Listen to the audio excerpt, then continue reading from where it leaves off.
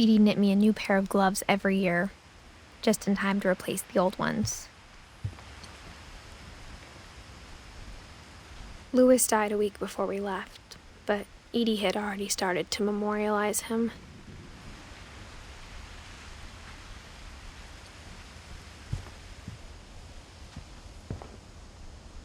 Her room was like a museum.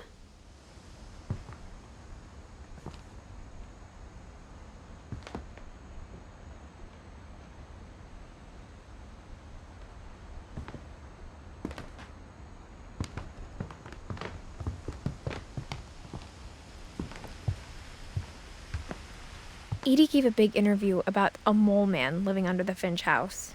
My mom was furious. I hadn't thought of myself as Edith Jr. for a long, long time. One summer, they evacuated the island, but Edie refused to go. For a few weeks, she was a celebrity.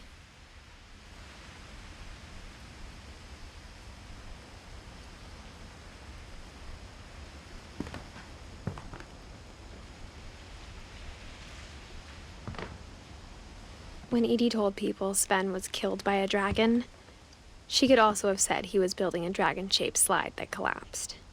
She could have, but she didn't.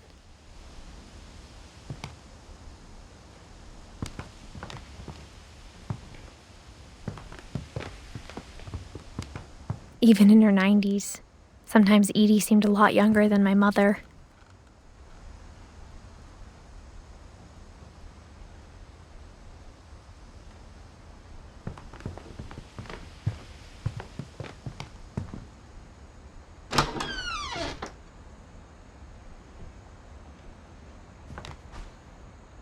The only trace Grandpa Sam's first wife, Kay, left on the house was the pink bathroom.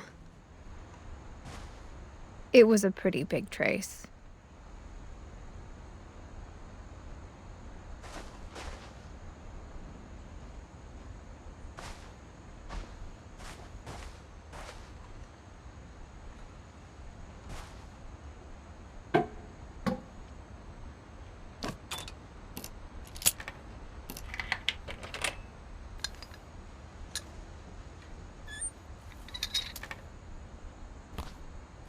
There's a secret in this bathroom.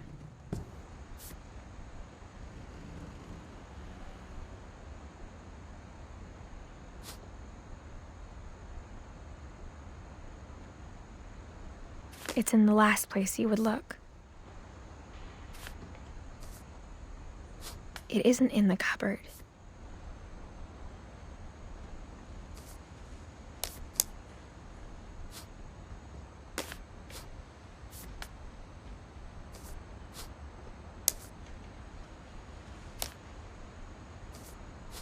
It's hidden in this book.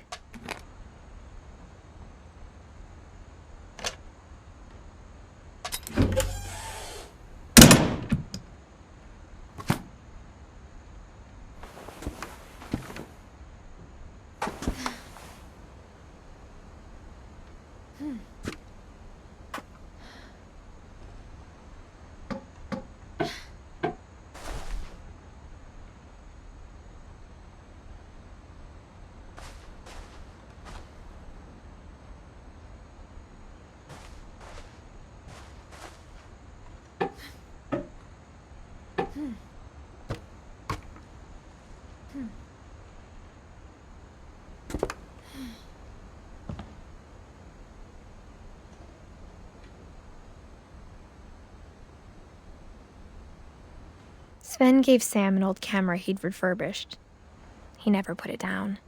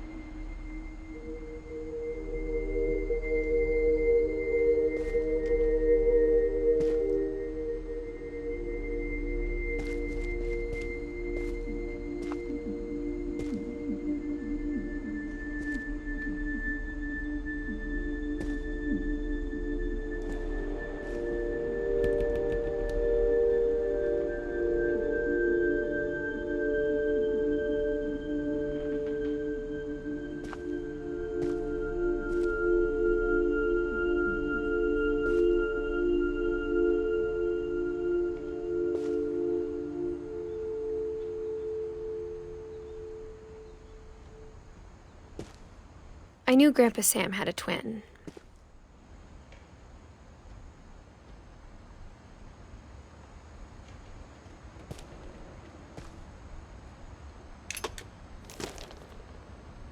And that he never talked about him.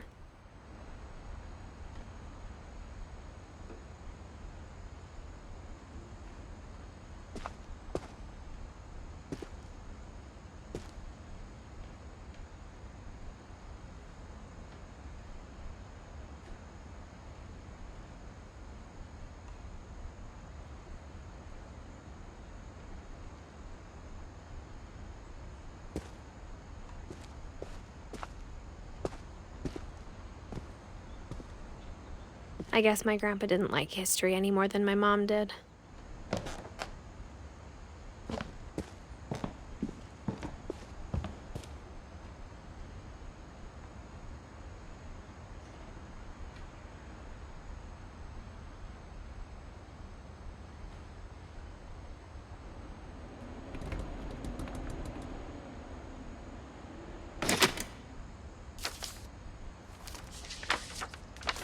How I Want to Remember My Brother by Sam Finch. The thing I remember is that when he made up his mind, that was it.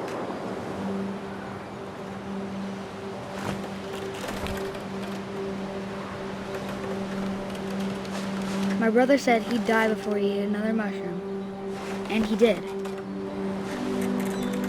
At Barbara's funeral, we swore we'd never be afraid again, and he wasn't.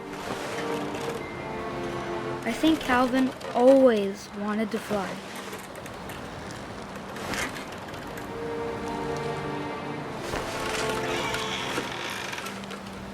Sam! Calvin! Dinner's ready! Coming! But that day, he finally made up his mind to do it. I told him going around was impossible.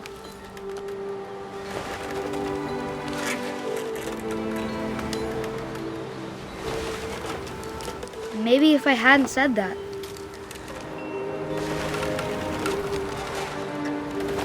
Calvin, I'm not gonna tell you again. Maybe if the wind hadn't picked up. Then maybe he'd still be here. But I doubt it. I think he'd already made up his mind. That's what I want to remember about my brother.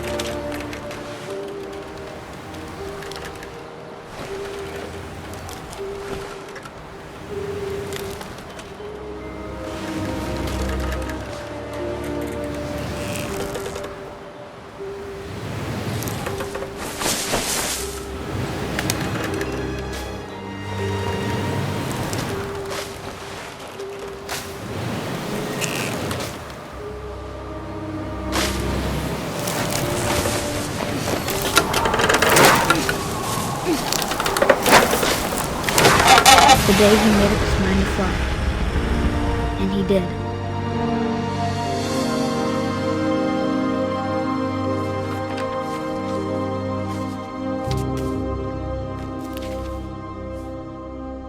Calvin's story felt strangely familiar.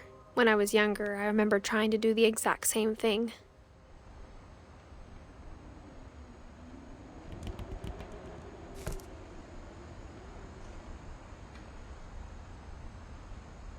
After the funeral, Edie roped off Calvin's half of the room.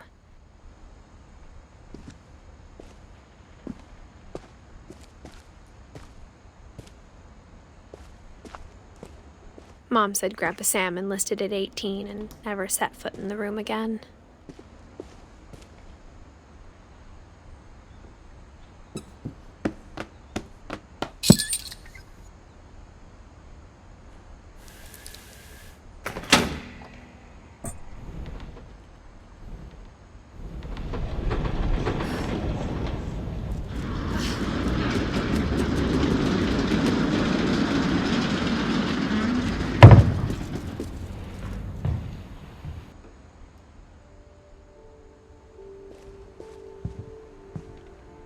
The passages were a pretty tight fit. They'd obviously been built for smaller hands and bellies.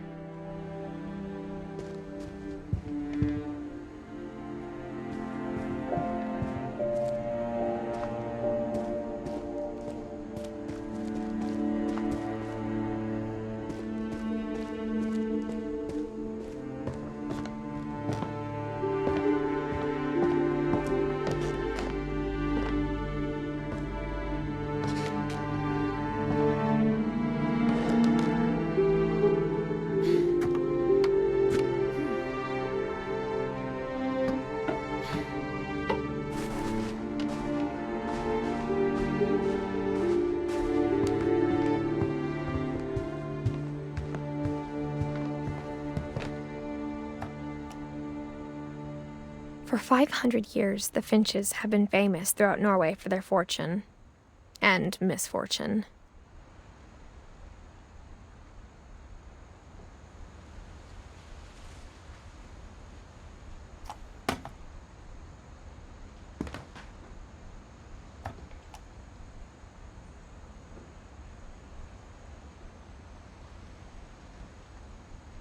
Odin Finch buries the latest victims of the family curse, his wife Ingeborg and their newborn son, Johan. On January 7th, 1937, he set sail with his family and his house, hoping to leave the curse behind. But 40-foot waves off the coast of Washington send the house and Odin to the bottom of the sea. Odin's daughter Edith, with husband Sven and baby Molly, step ashore on their new home, Orcas Island. Odin Finch is the first to be buried in the new family cemetery.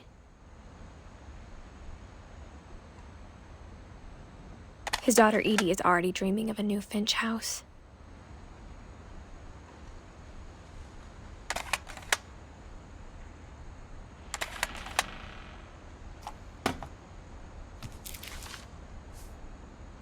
Whatever's wrong with this family, it goes back a long ways.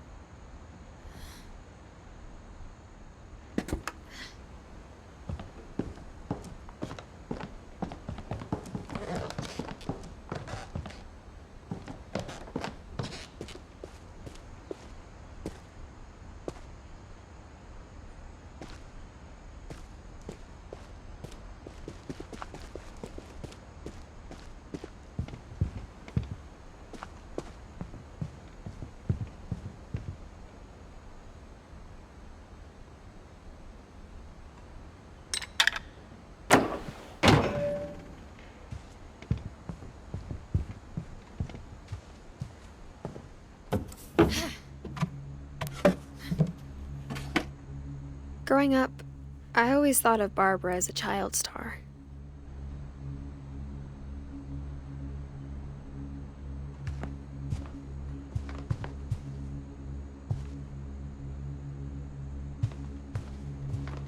I never thought about how hard it must have been for her afterwards.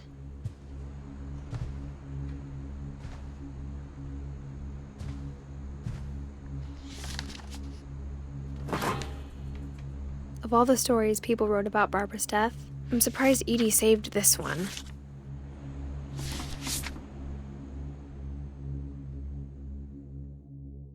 Old Jack here with another ghastly tale inspired by America's most unfortunate family. I'm calling it The Surprise Ending of Barbara Finch. As a child star, Barbara was famous for her scream. Now at 16, she was all washed up. A has-been. But in a lucky break, she'd been asked to perform her signature scream at a local convention for monster movie fans. It was just the boost her career needed. Unfortunately, her scream hadn't aged well. Getting better. I think you just need the right motivation. Her biggest fan and current boyfriend, Rick, was about to demonstrate when... Now that was a great scream. It was Barbara's father, Sven. He'd slipped into a table saw and had to be rushed to the emergency room. So Barbara got stuck babysitting her youngest brother, Walter. Her convention comeback was canceled.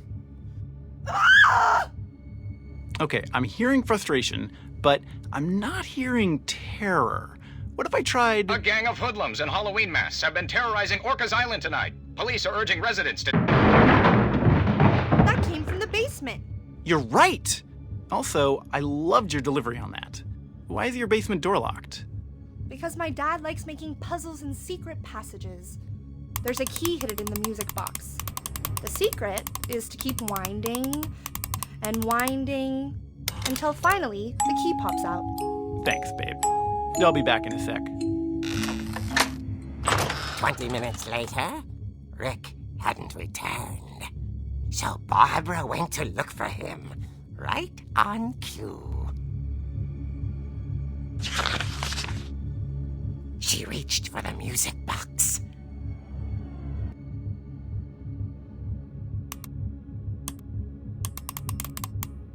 And as she wound the key, she listened for Rick, but the house was silent.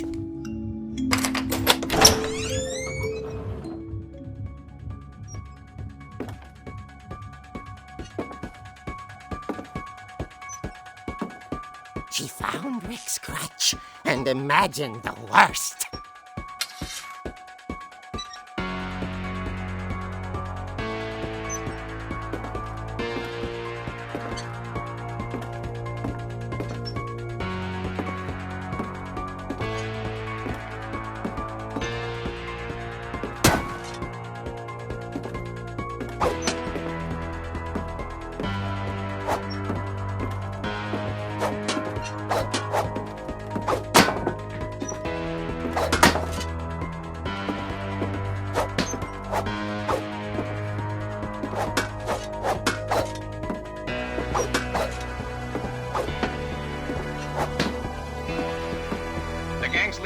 Infamous Hookman killer, Dr. Carl Hamill, who impaled and then ate his family 10 years ago tonight.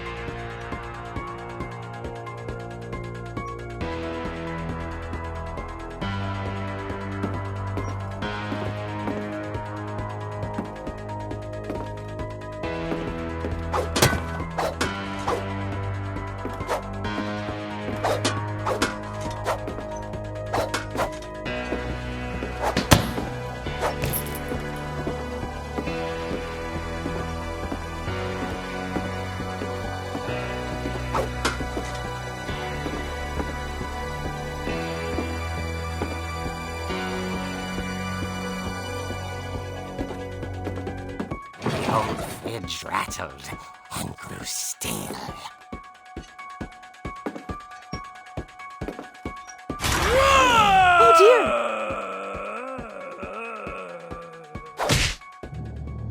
Oh! Rick? Barb, relax. I was just trying to scare you to help you find your scream. Well, I'm not scared, Rick. I'm furious. Then act furious. All I'm getting from you now is that you're hurt and confused and She threw him out, but she kept a little something to remember him by. Barb, have you seen my other crutch? And she was still holding it when she fell asleep watching the late picture show. Hours later... Barbara! Walter, what's going on up there? Ah! Okay, I'm coming up, but if this is a trick, you're dead, Walter.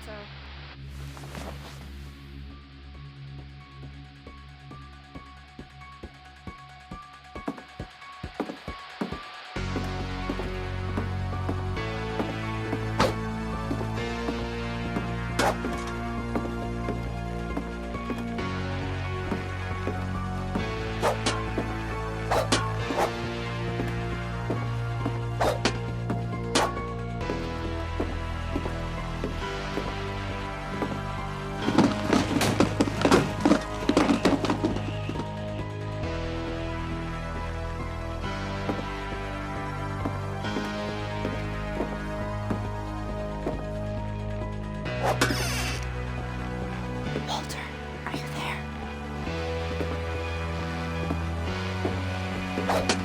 Walter had vanished, but his bedside radio was still on.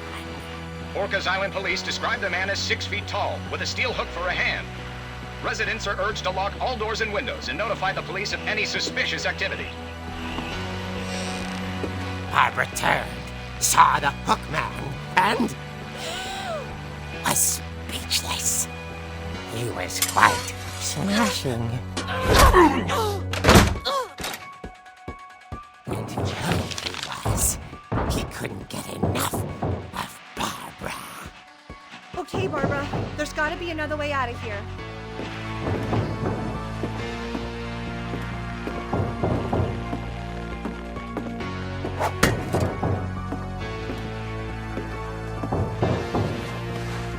That night, she played her part beautifully.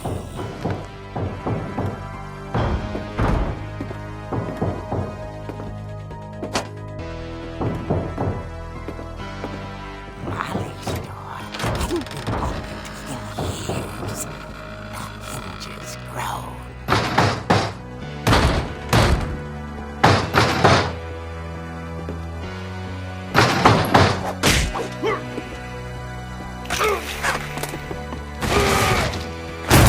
He wasn't moving, but she sensed the story might not be over yet.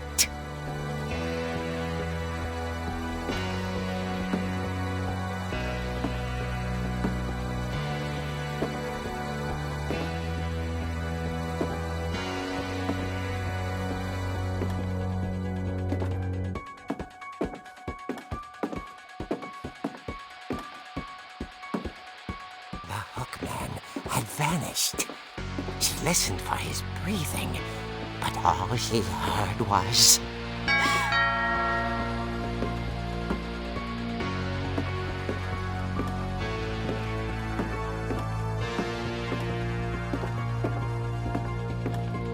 Someone at the door was dying to speak to young Barbara. At the door, she heard whispering. It was coming from inside the house.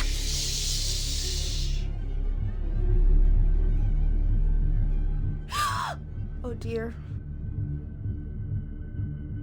The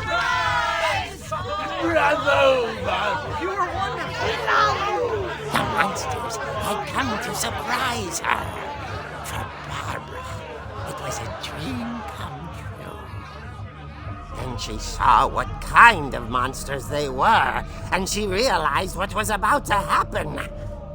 She was going to be famous. And with her final breath, Barbara Finch gave the performance of her life.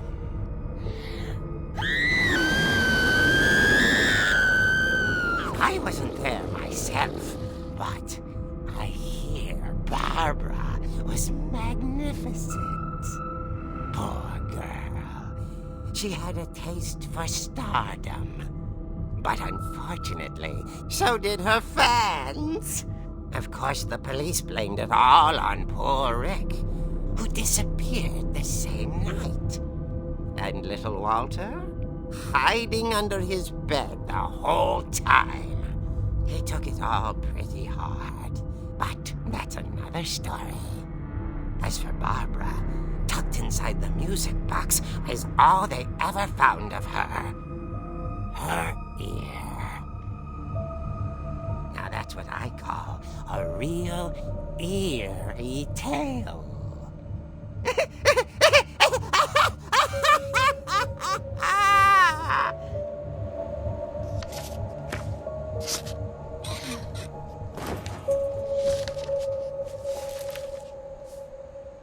Edie told me all Barbara wanted was to be remembered, as absurd as that comic was. Maybe what Edie saw was a happy ending.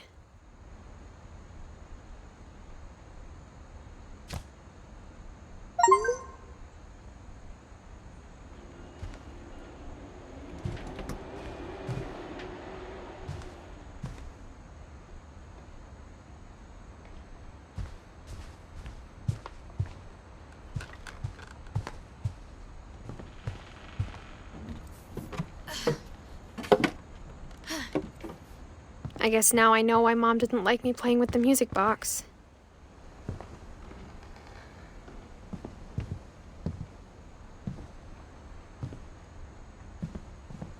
Edie's father, Odin, built the original house.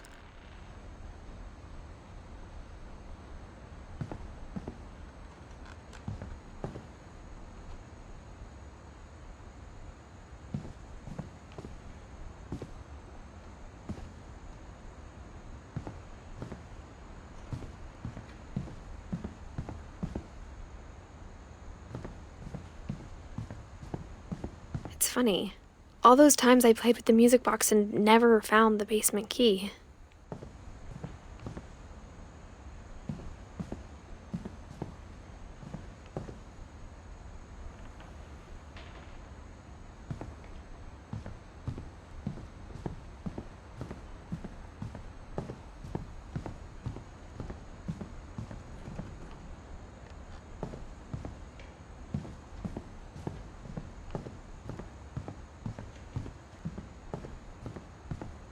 Whenever people ask me about my family, the first thing they always want to know about is Barbara.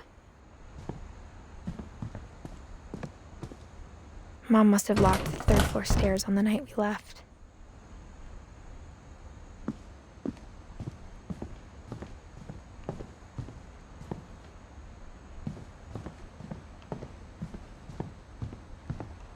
I wonder if that comic was right about there being a key inside the music box near the basement.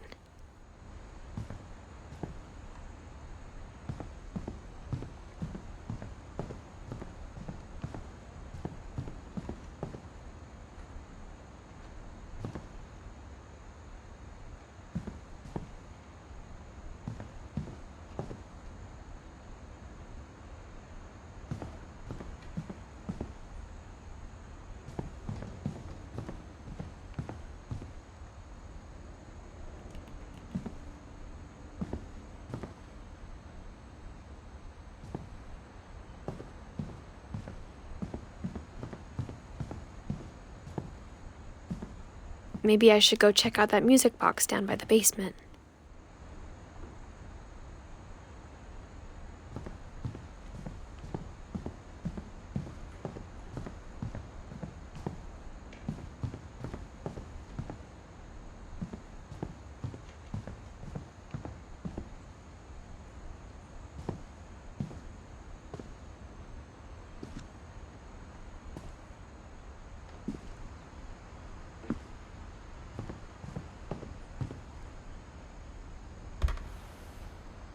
Edie told me once that every Finch who ever lived is buried somewhere in the library.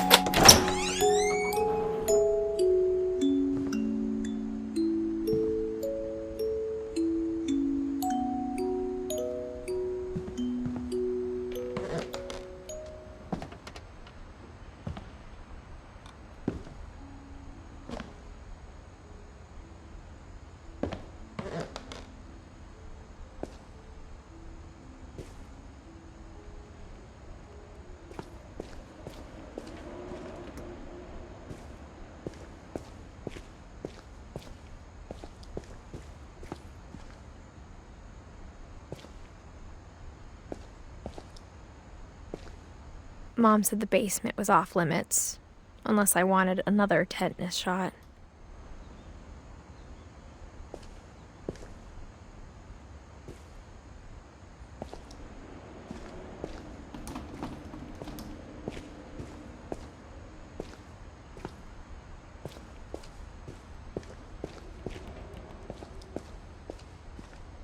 I saw Edie sneak down to the basement once, carrying packages.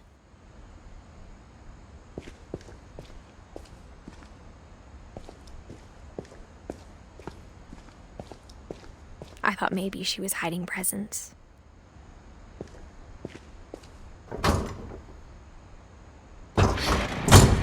It turned out she was hiding a lot more than that.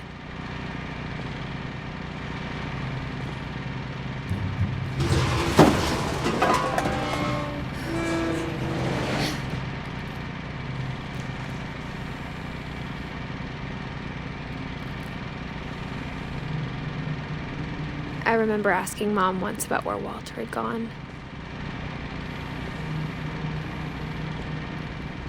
She said after Barbara died, he got as far away as he could.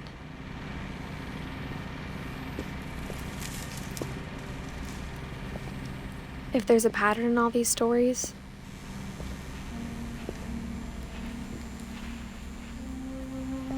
I think it's that none of us has gotten very far.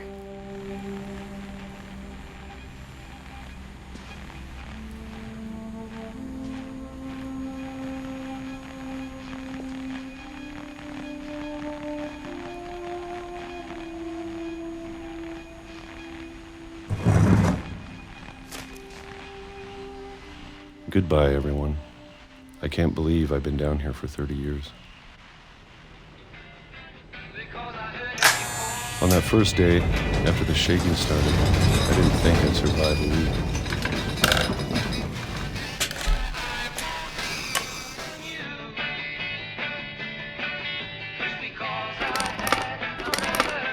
But after a few days, I settled into a routine.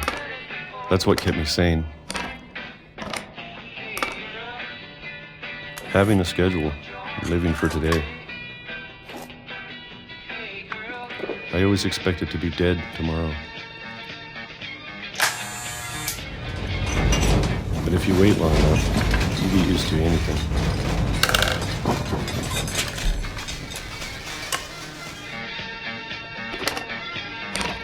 Even a monster on the other side of the door starts to feel normal.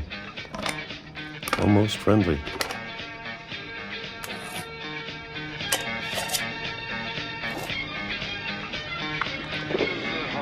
And then one day, everything just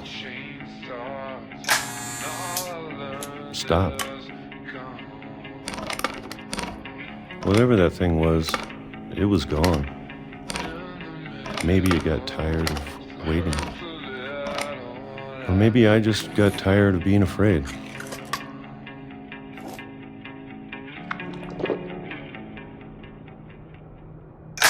It's been a week now, the longest in 30 years. I'm done waiting. I have to leave while I still can.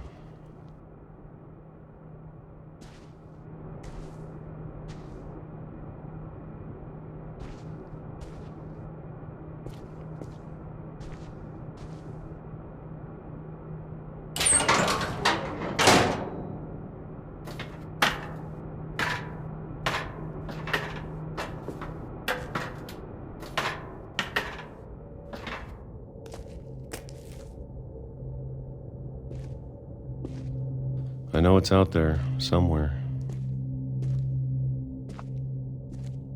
Whatever killed Barbara and Molly and Calvin. Maybe this is all a mistake. But I need to stop living the same day, even if it kills me.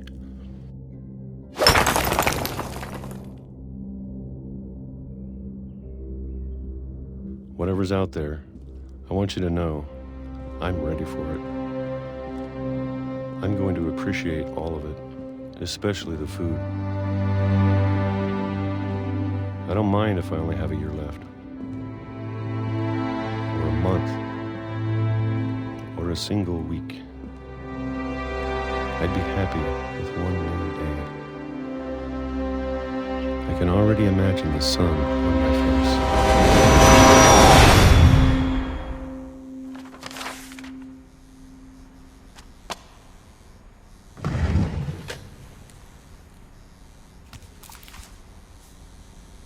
Walter died when I was 6. I can't believe my mom never told me he was down here.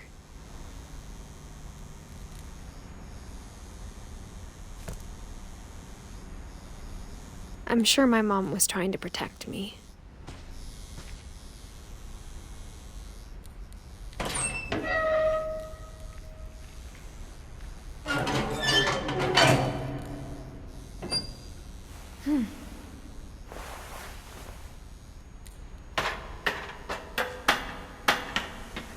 Maybe she was afraid I'd end up like Walter.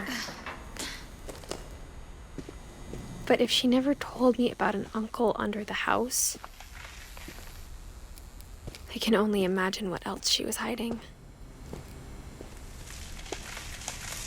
I don't want to make the same mistakes she made.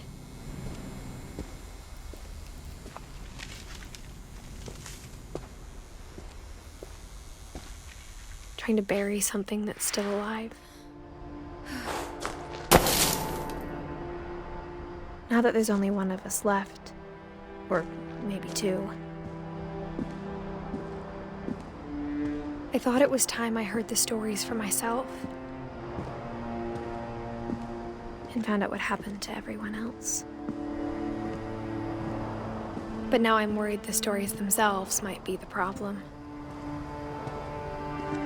Maybe we believed so much in a family curse, we made it real.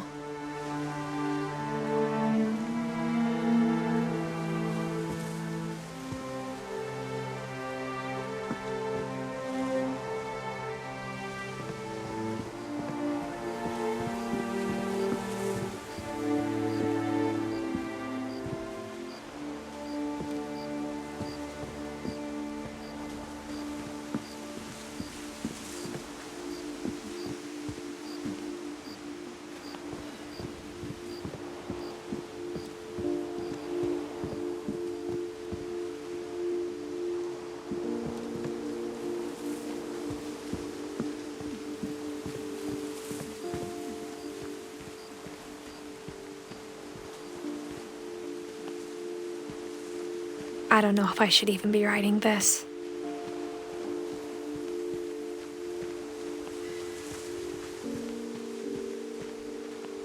Maybe it'd be better if all this just died with me.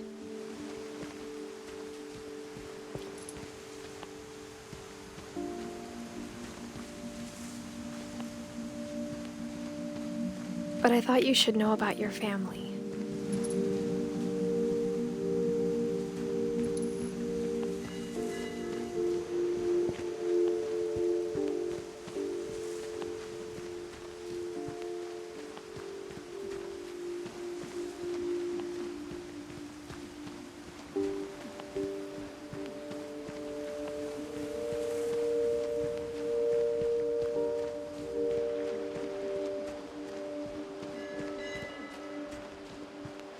Though to be honest, I feel as lost as you probably do right now.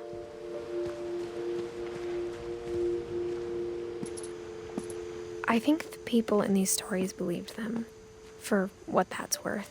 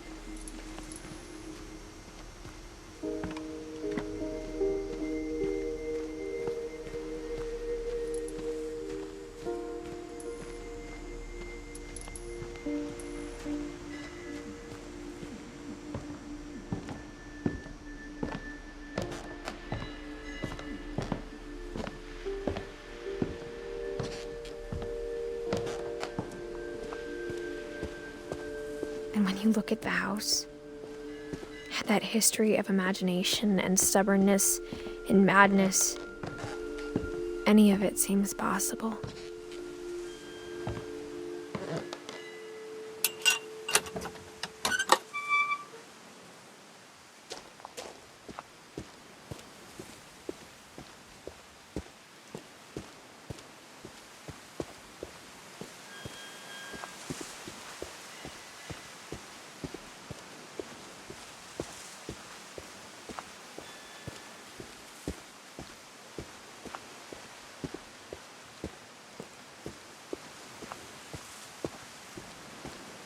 I think we've been surrounded by death for so long, we've just gotten used to it. What kind of family finishes building a cemetery before starting the house?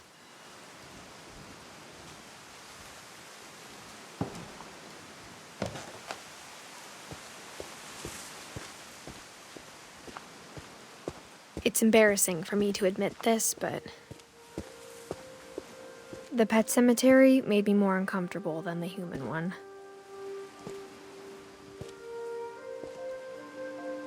Three of the gerbils were mine, and 2 had been my fault.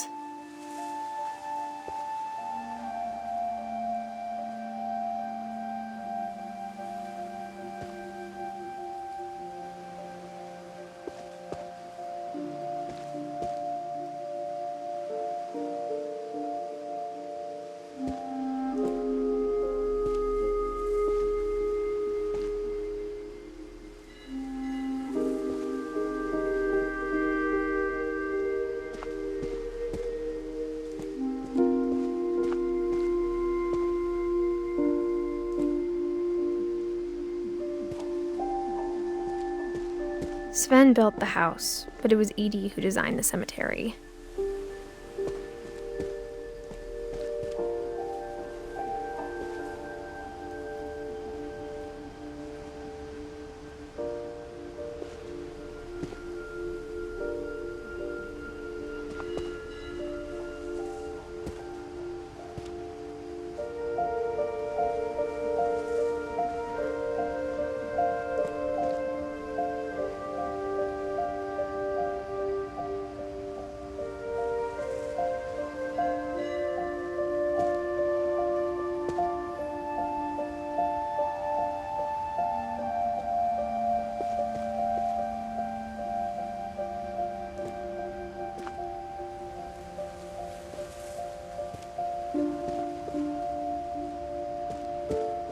I'm sure Odin's monument had been Edie's idea.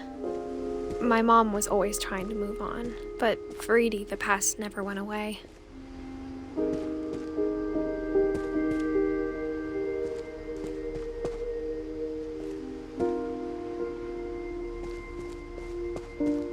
She could see it poking out of the water at low tide.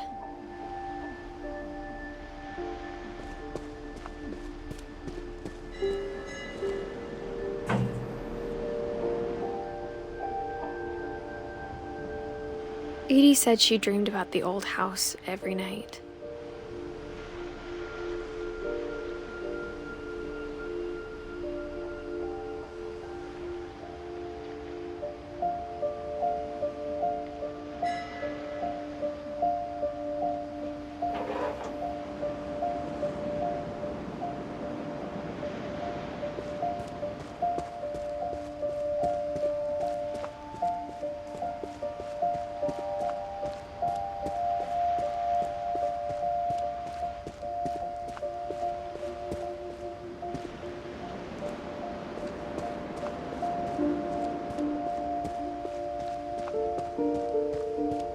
side was always easier for me to understand. But the older I get, the more I can see where my mom was coming from.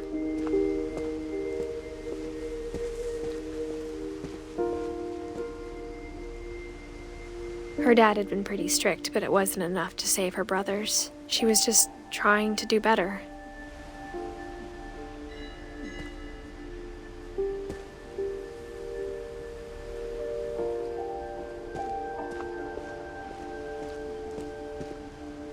She lost 2 of her brothers, just like I did. I get why she tried so hard to protect us.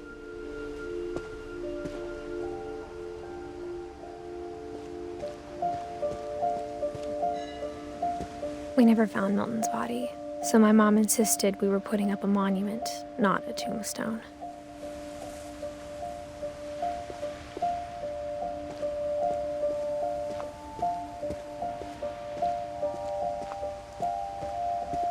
There's so many things I wish I could ask my mom now.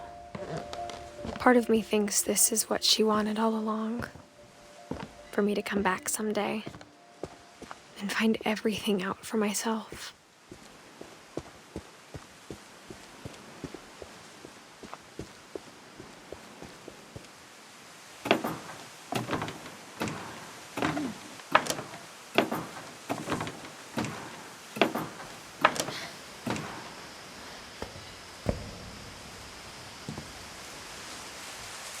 But looking back on it now,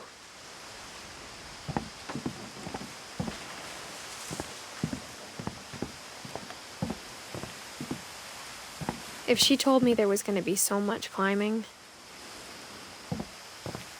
I never would have come when I was 22 weeks pregnant.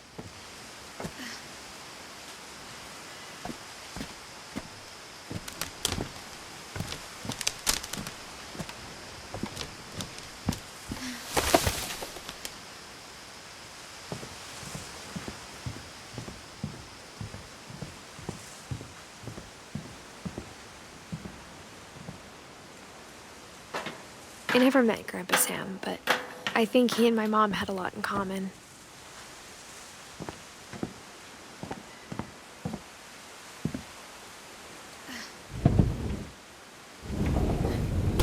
They were both pretty intense.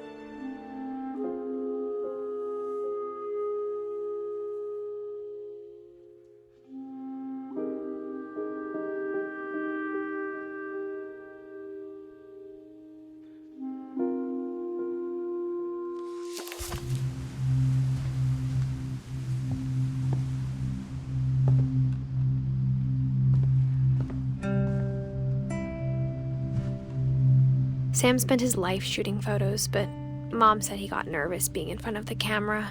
I guess we're all afraid of something.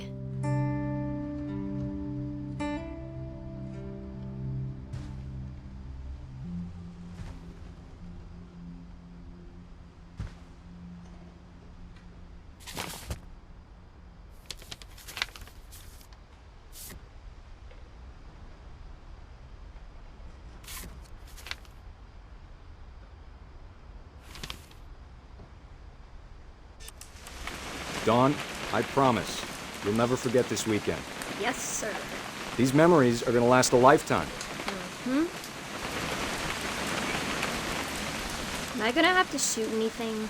It's a hunting trip, Dawn. Shooting is strongly encouraged.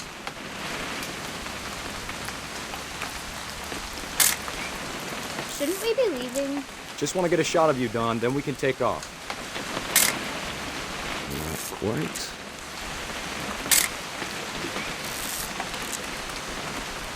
What? Perfect. It's gonna rain the whole weekend, isn't it? Please just take the damn picture. Hey, language. Did you want to get a picture of me or what?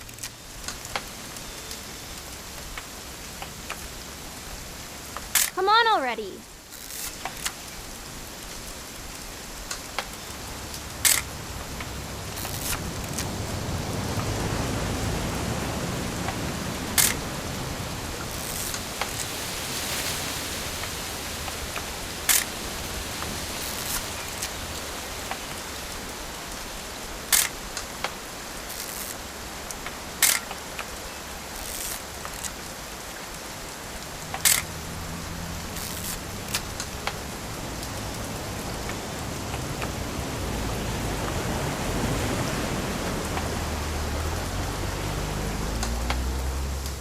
I will never forget this weekend, Dad. That's the spirit. Smile, Dawn. Okay, got it. I'm gonna take some pictures, okay? Just be careful. That camera's older than you are.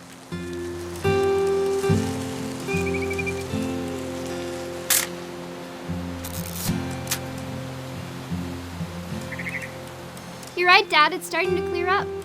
Still freezing, though.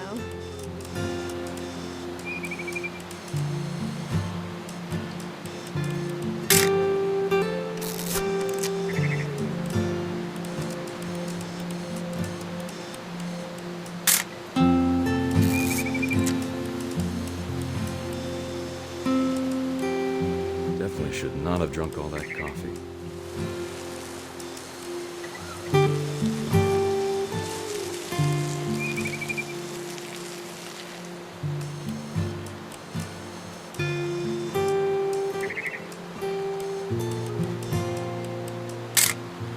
Aw.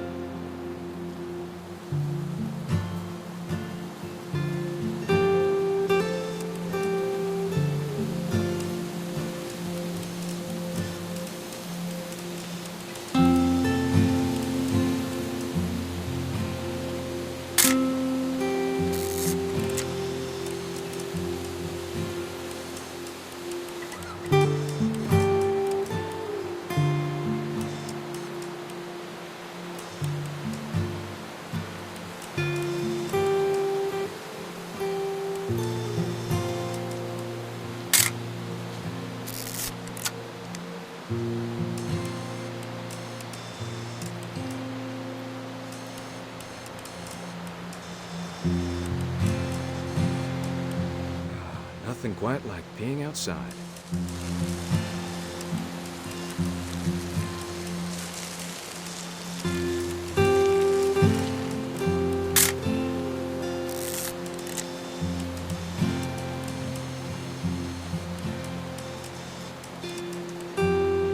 Oop.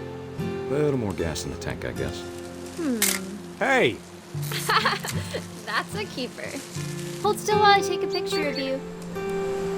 I'm just saying, I'm not always gonna be here, Dawn. You'll need to remember this stuff, if you want to survive. I'll be fine, Dad. You know who else thought he was gonna be fine? Some guy who died. Dawn, I'm being serious. I know, Dad. You're always serious. Doesn't being out here make you want to chill out? Well, to tell you the truth, I haven't been out here in 20 years.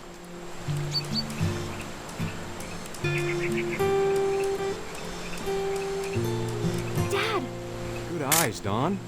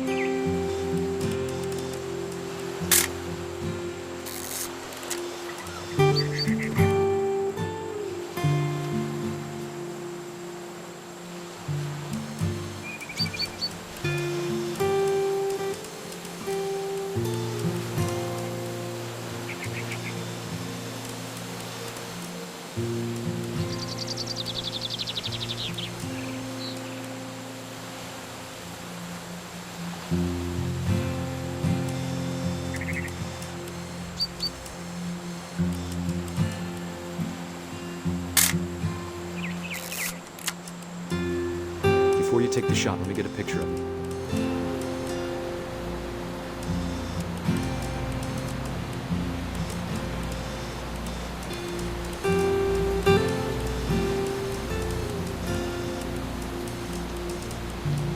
Dad, I...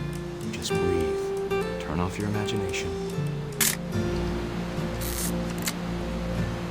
Let me get behind you. Do I have to do this? Dawn, you don't have to do anything. But if you want to survive, you'll need to be strong. Now keep yourself squared up, elbows down, like we practiced. Whenever you're ready.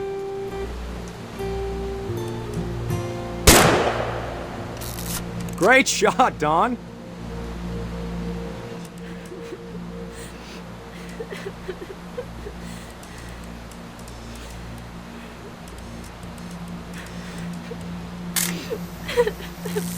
I'm proud of you, Dawn.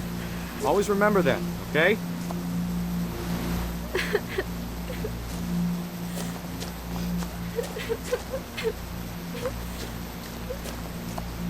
Sorry, Dawn, just gotta reset the timer.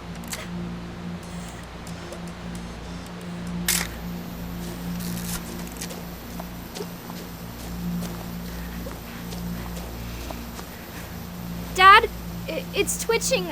I think That's it's totally silly. normal, Dawn. Just focus on the camera. Try not to think about— Dad!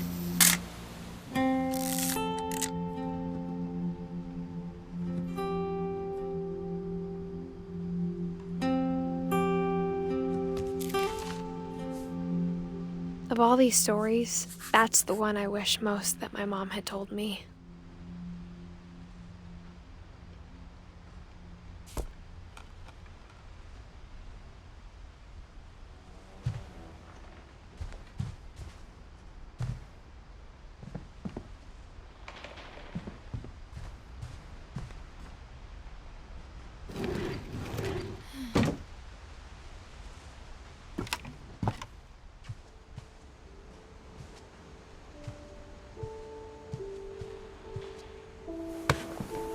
After Sam died, my mom and Edie got really close. They'd both lost a lot.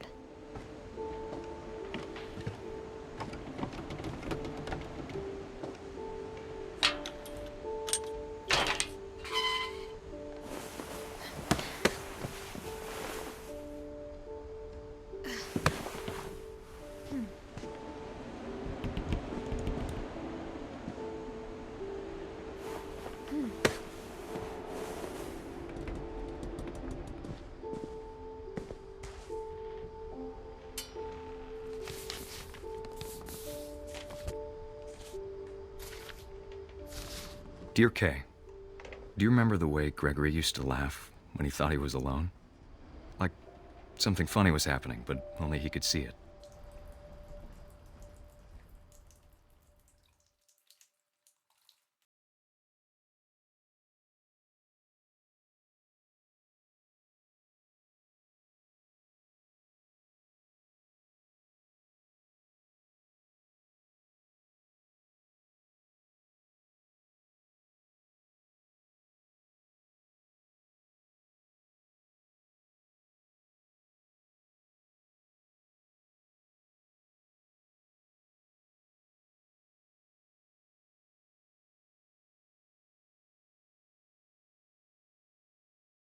Time to...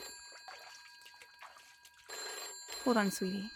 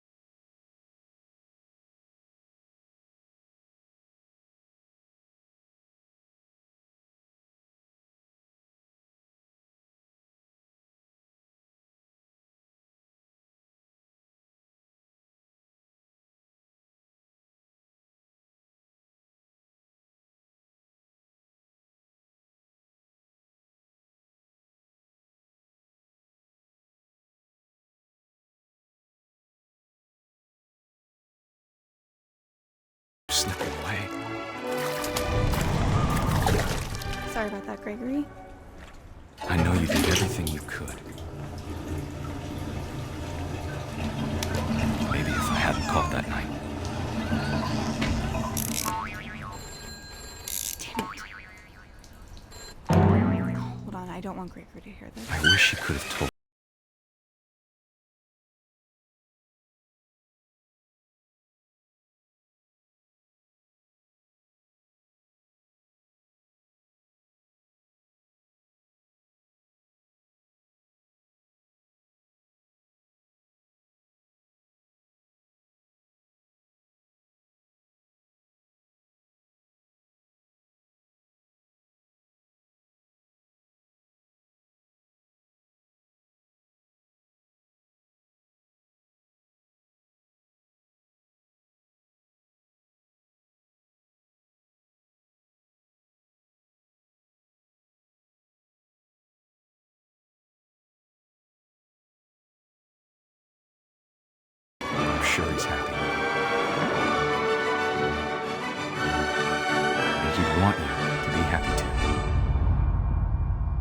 Good luck, Kay. Love, Sam.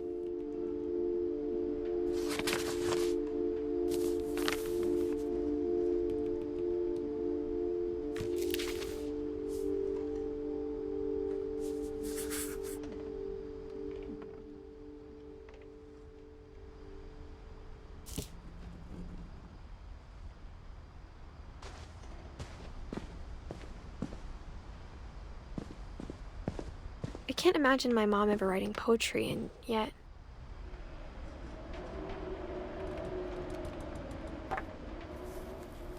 A poem for Gus, who always said the wedding was a bad idea. Our father never hit us kids, at least not very hard, before the day my brother said with teenage disregard that he'd be dead before he'd see a wedding in our yard.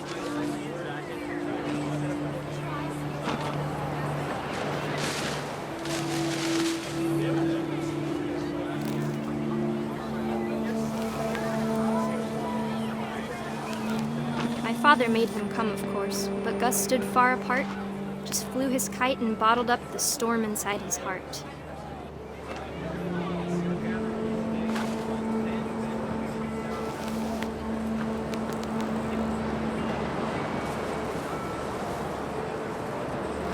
I tried to talk him out of it, but though he'd never met her, "We don't need a stepmom," were the words that I now pronounce you husband and wife. You may kiss the bride.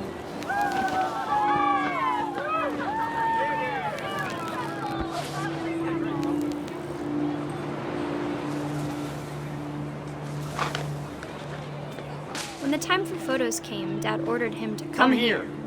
But Gus declined and as a sign held up his middle finger.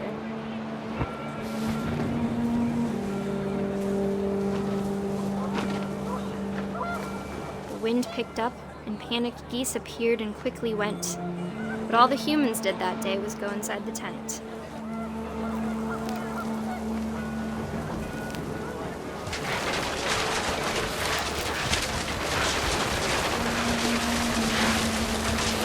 The rain came down in buckets then, but no one seemed afraid that nature might destroy the tent our dad had crudely made.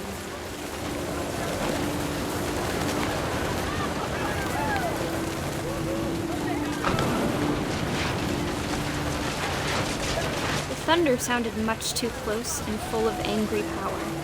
But all my father said to this was, "Make the music louder."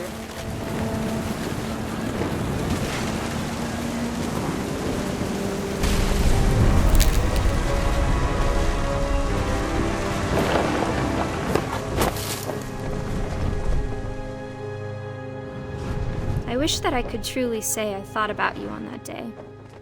Out there on the beach alone, just you, the wind, the sea, and foam. But I didn't, until we found you.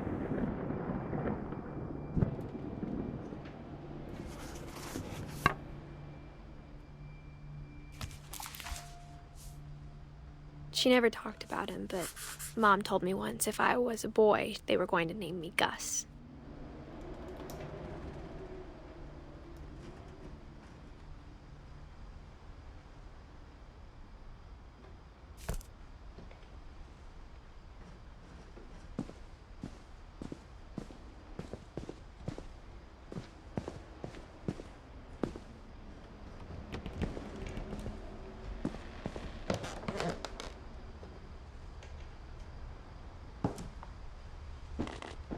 My mom moved up to the loft after her brothers died. At the time, it was as far away as she could get.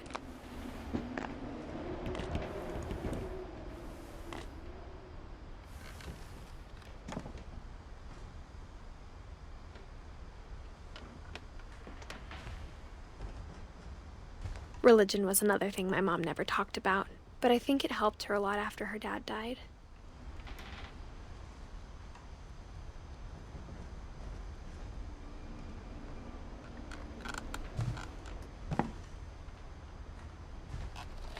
She spent a summer building houses in Calcutta, where she met my dad, Sanjay.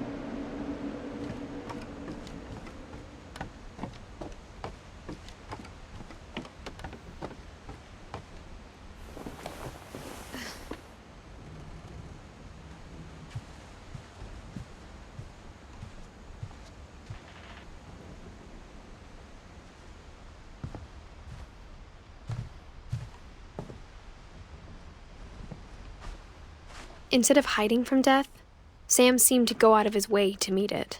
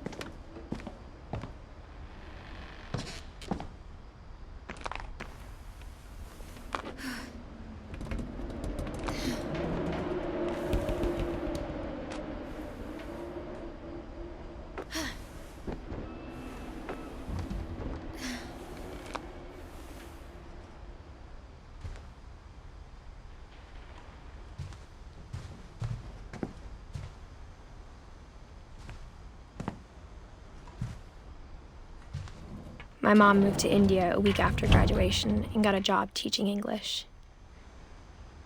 Louis was born a year later.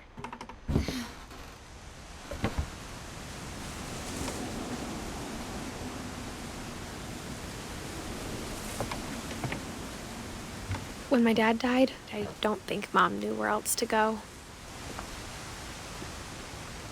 I'm sure Edie was happy to have her back and to see kids in the house again.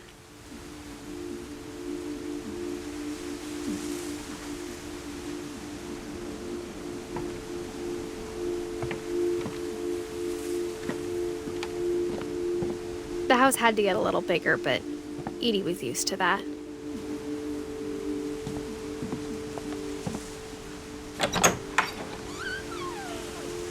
And for a while, things were good, almost normal.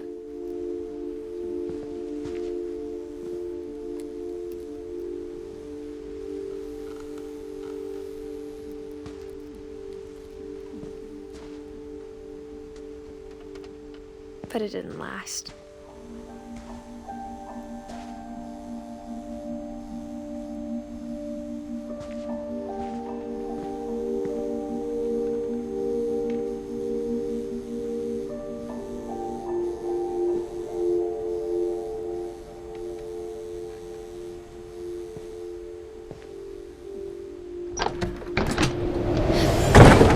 The beginning of the end was Milton's 10th birthday, when Edie gave him a castle.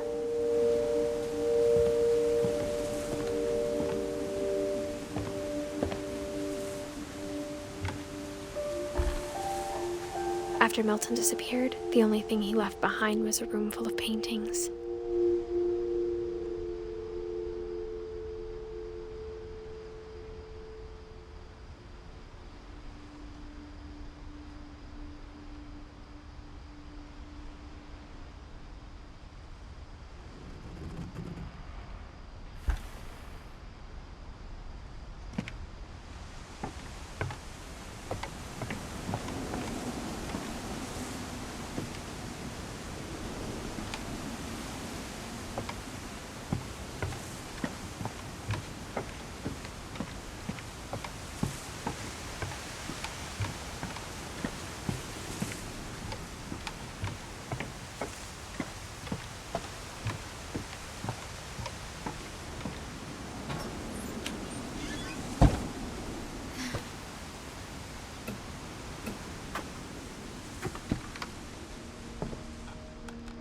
I think Edie was happy to finally have another painter in the family.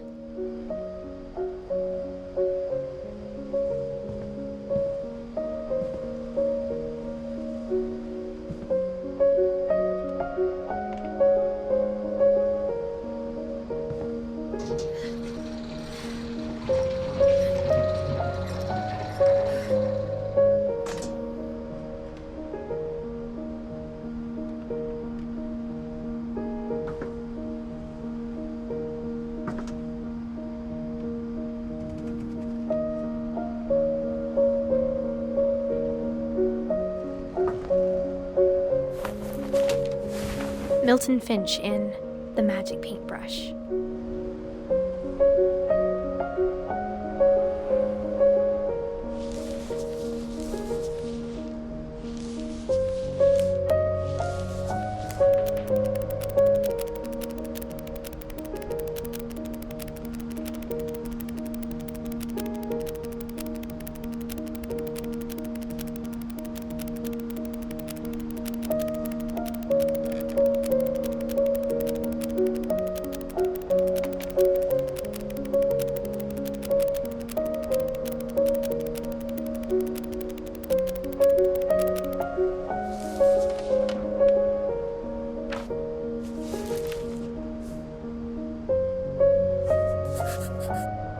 I was 4 when Milton disappeared.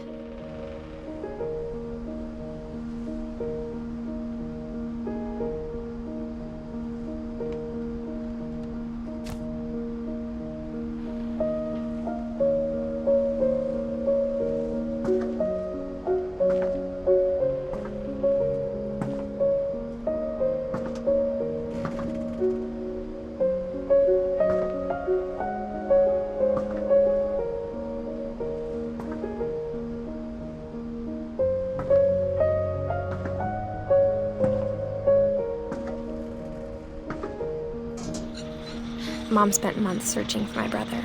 Then she sealed the doors.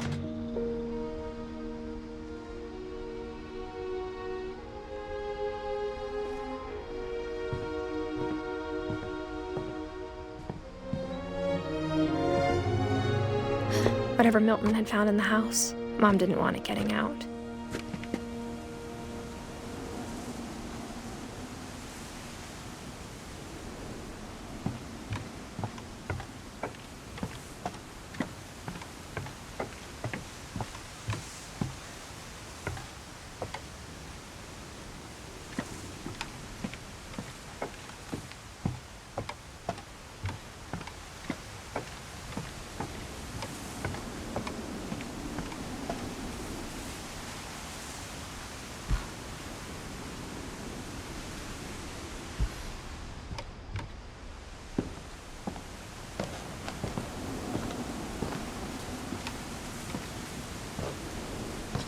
Mom definitely blamed Edie, but I think Louis blamed himself.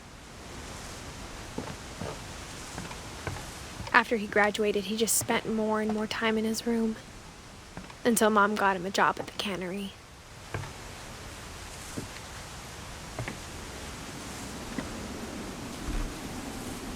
Everyone always told me to stay out of Louis's room, except Louis.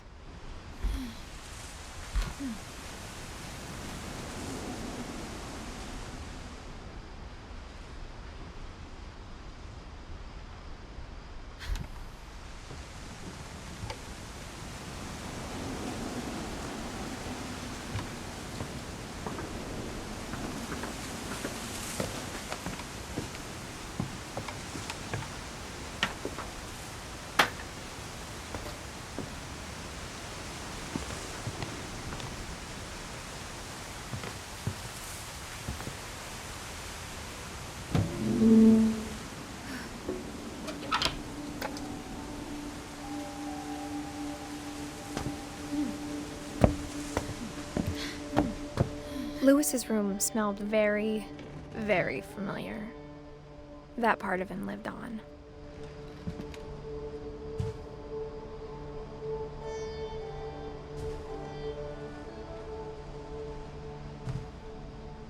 Louis and I spent a lot of time playing games together, but he was surprisingly bad at them. He died a lot.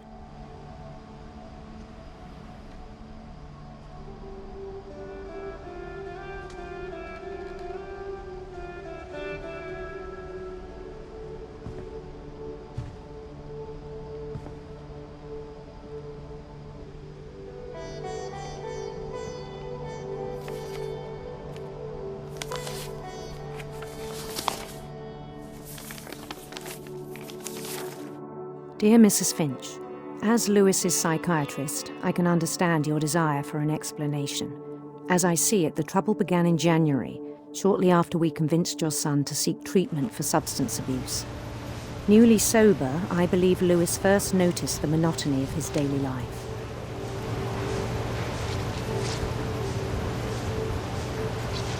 He kept working at the cannery, but he withdrew part of himself.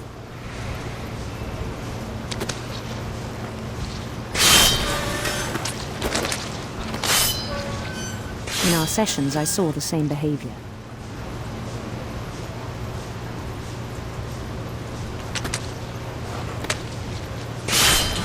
His mind began to wander.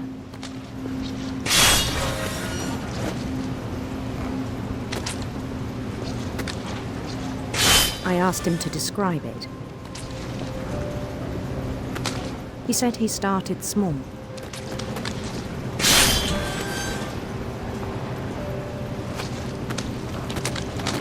Imagining a labyrinth.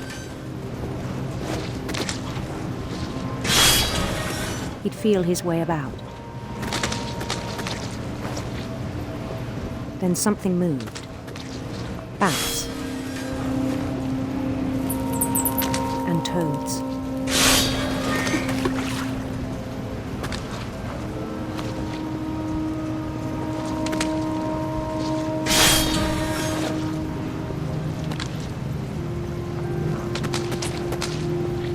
And things that have not names.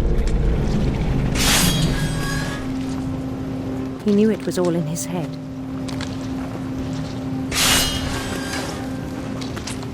But he took it very seriously.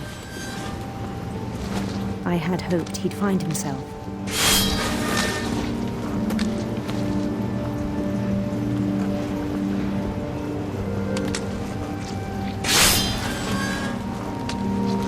But he found something more. I worried about him then.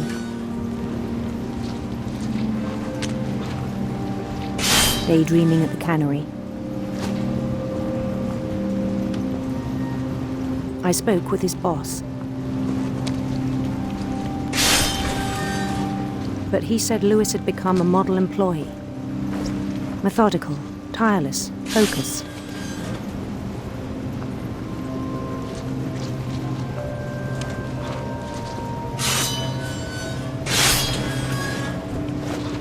like a whole new Lewis. So I let him go on.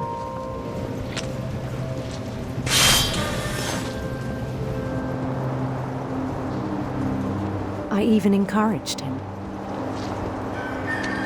It seemed very promising at first. He told me he'd made a new friend.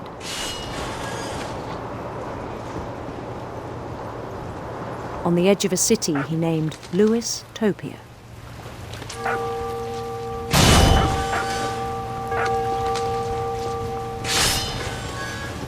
He built the city up slowly, brick by brick.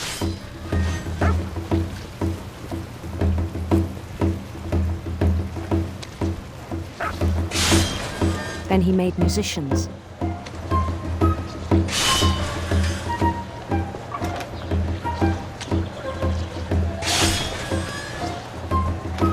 And songs for them to play. He talked about starting a band.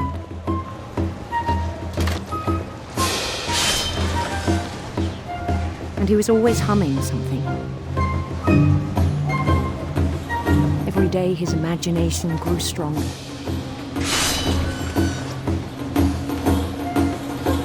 He no longer spoke at the cannery. But his chopping was as reliable as ever. Then one day it struck him that all the cheering crowds, even the stones under his feet, were all in his imagination. So he could do whatever he wished.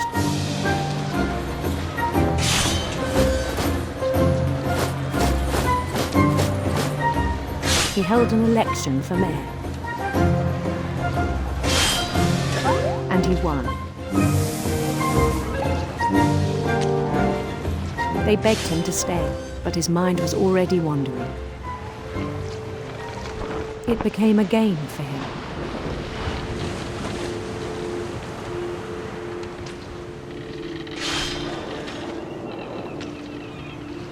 He'd conquer a city, then immediately push on. New Louisville.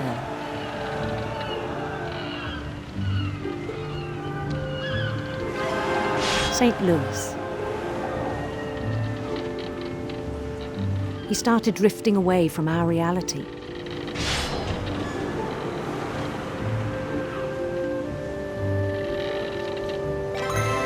Minneapolis, until one day he forgot to go home from the cannery.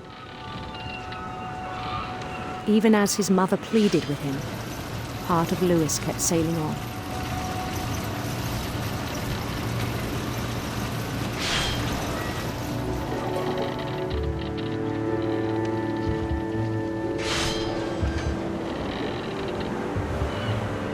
In Lewisburg, he heard rumors of a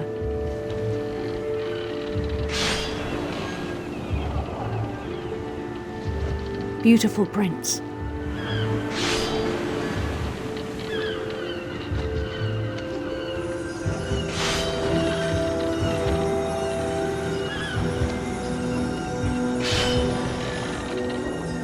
The prince was on his own quest for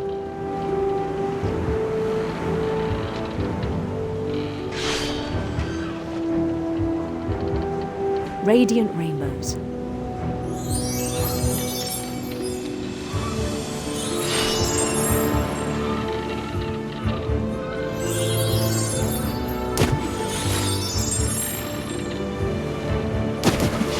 He followed the sound of his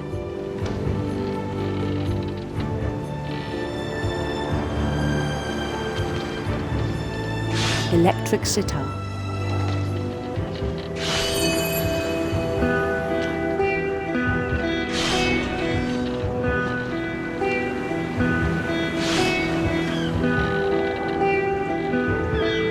His chase led him to a golden palace east of the sun and west of the moon.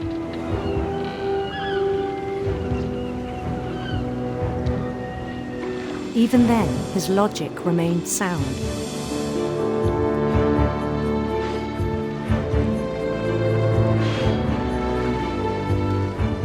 He He knew the world was all in his imagination.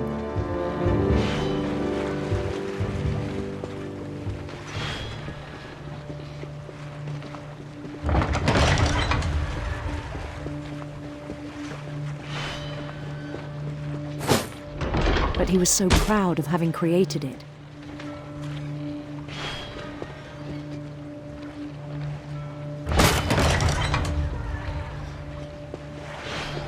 In his own eyes, he'd become something greater than a king.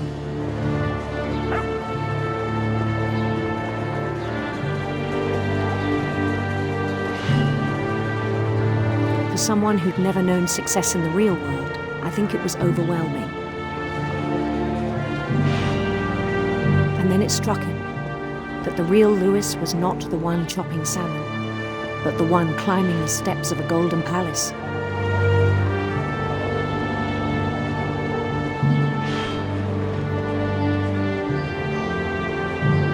My imagination is as real as my body, he told me. It was hard to argue with him.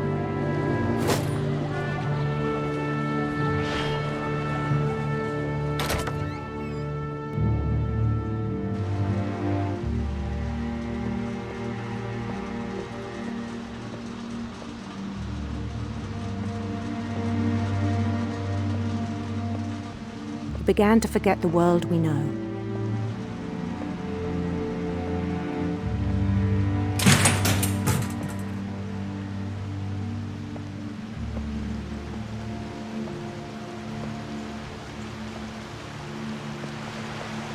I think it pained him to remember Lewis, the cannery worker.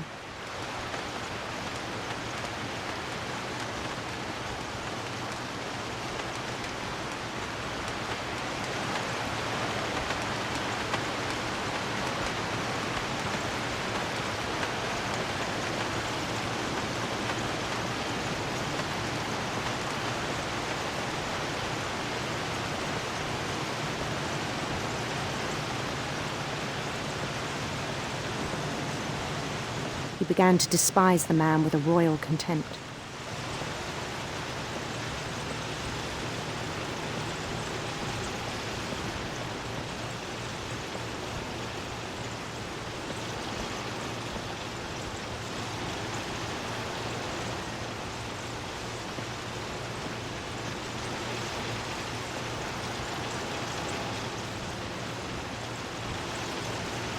I still thought I could save him.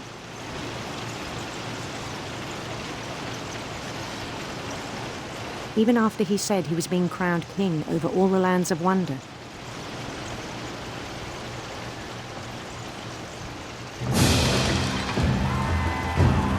The palace would be packed with his companions.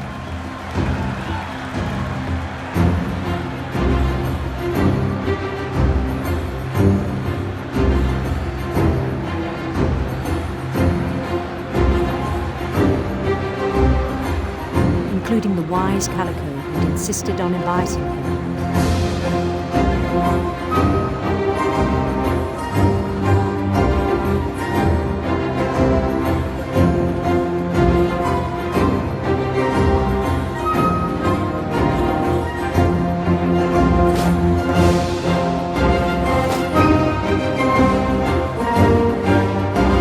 His prince waited, holding his crown.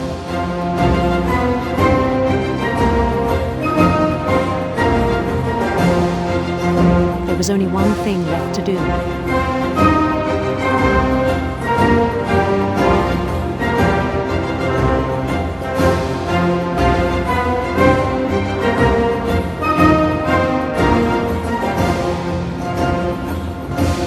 Bend down his head.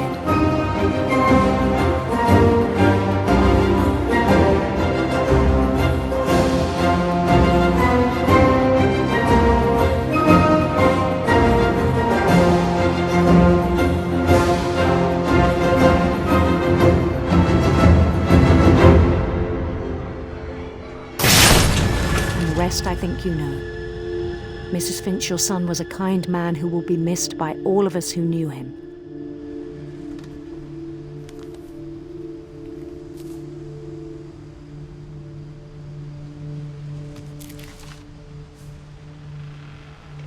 My brother was really cool. I wish you could have met him.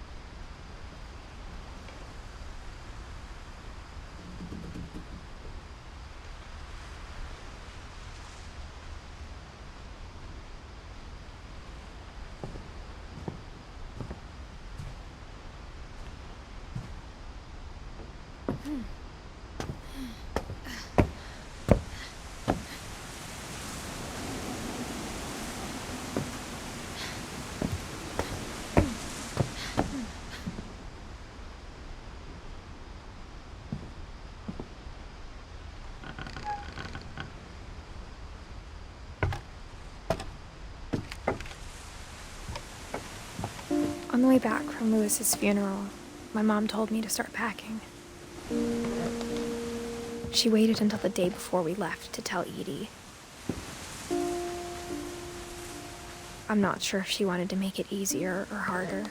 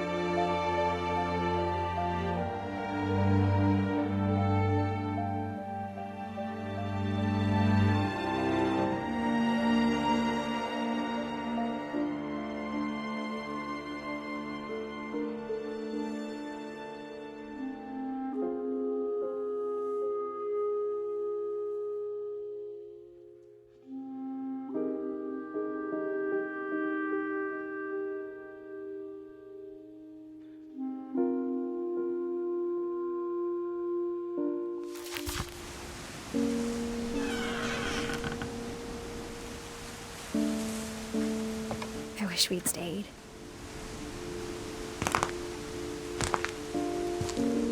But I understand why we left.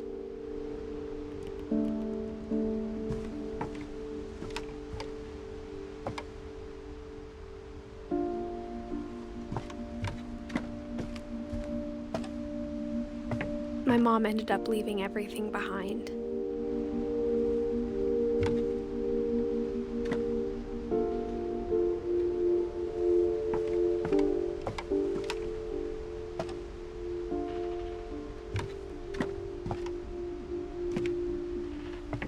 What happened that night had been coming for a long time.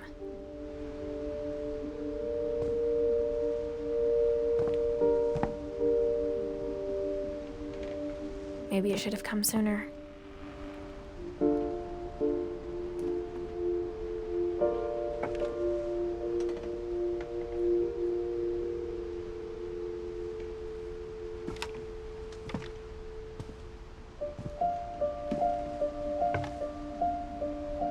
But it had to end one way or another. All that's left now is to tell you about that last night.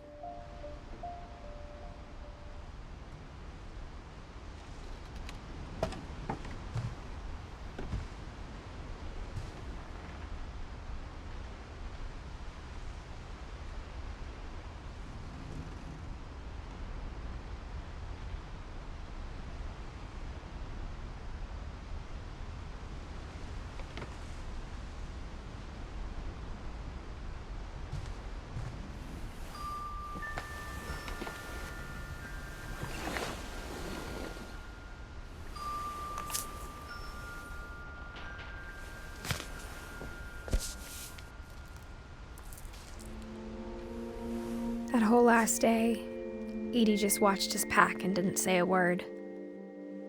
Until supper, when she raised her glass and said, "To our final night together, and all our final nights apart." Grandma, you know what I said about alcohol. Some of your medications are very Edith, specific. I left a present for you in the hallway. Why don't you go open it?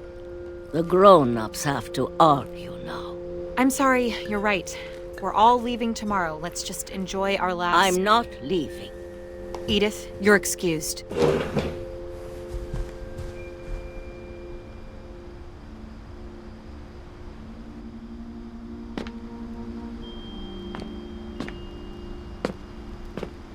The power had been shut off that morning, but Edie always had plenty of candles. When my mom sealed the library, I don't think she knew about the other entrance.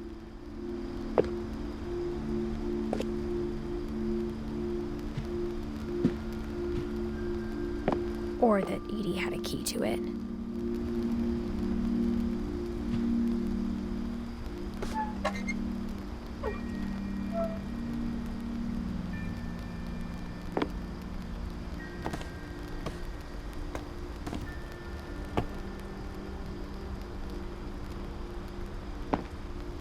That thing you're afraid of isn't going to end when you leave the house.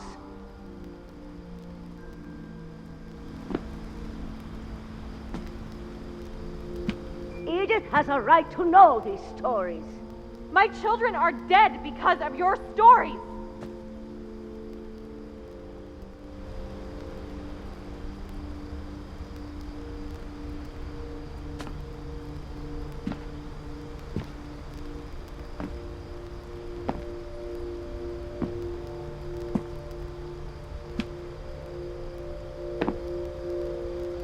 I think it's best if Edith and I leave tonight.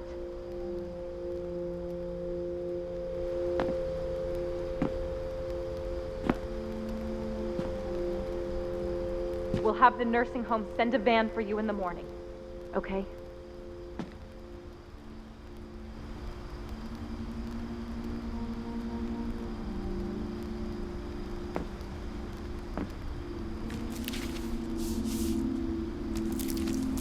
Dear Edith, there's so many stories I wish I could tell you, but there's only time for one. This is about what happened on the night you were born. That night, the tide went way, way out. It was the first and last time I ever saw the old house aground. There'd been an earthquake out in the middle of the ocean.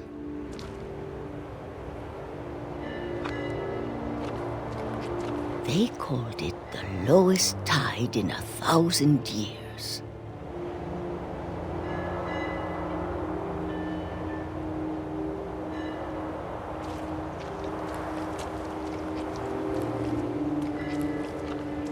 God, it smelled awful. You know, I've seen that house every day of my life.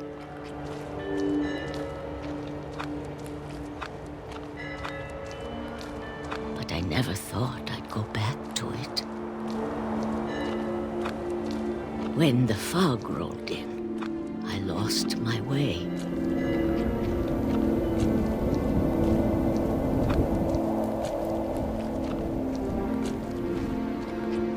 I got turned around.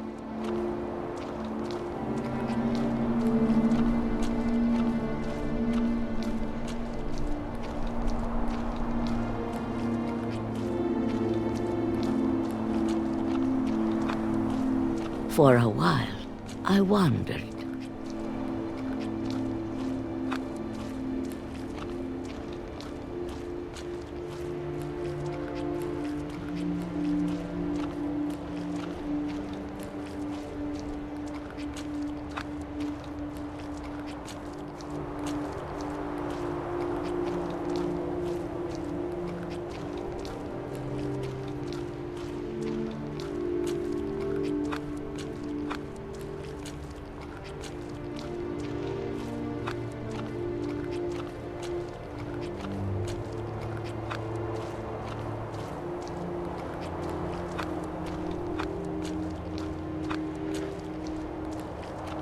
started seeing things.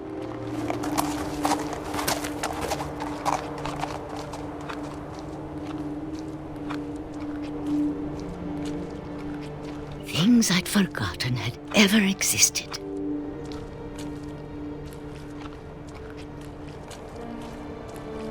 But when I saw them, they felt like old friends.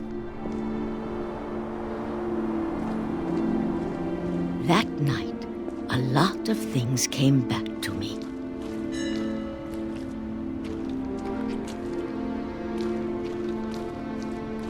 Or maybe I came back to them.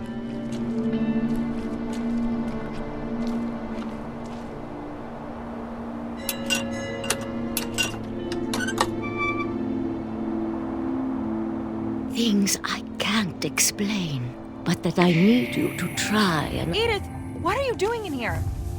It's mine. Edith! Mom, you're gonna rip it! Let go! I kicked and screamed, but Mom dragged me to the car.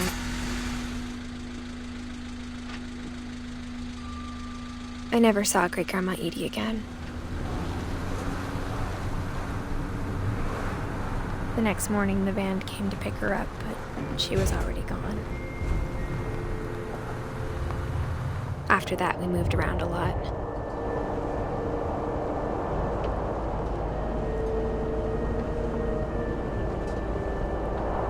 We both tried to make the best of it.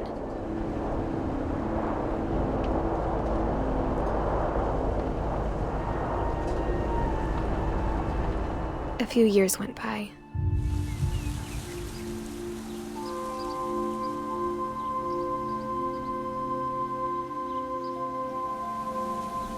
My mom didn't like to talk about it,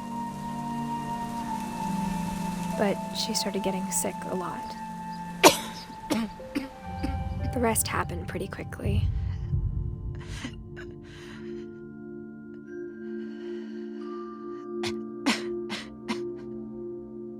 She got better for a while, and then she didn't. And then I was alone. The last Finch left alive.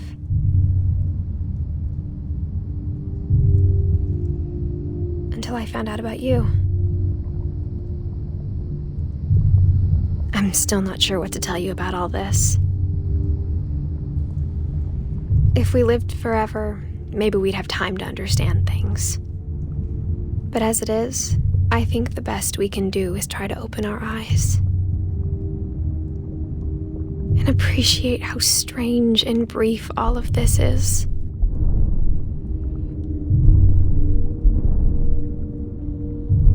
This journal was supposed to be for you.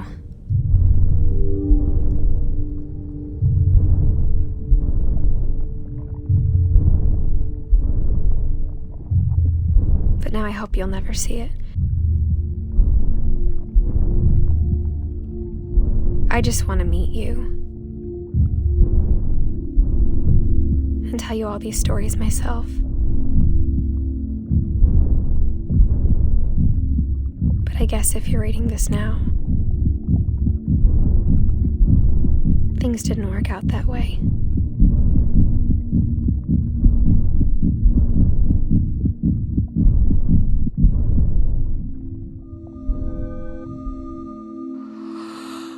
This is where your story begins.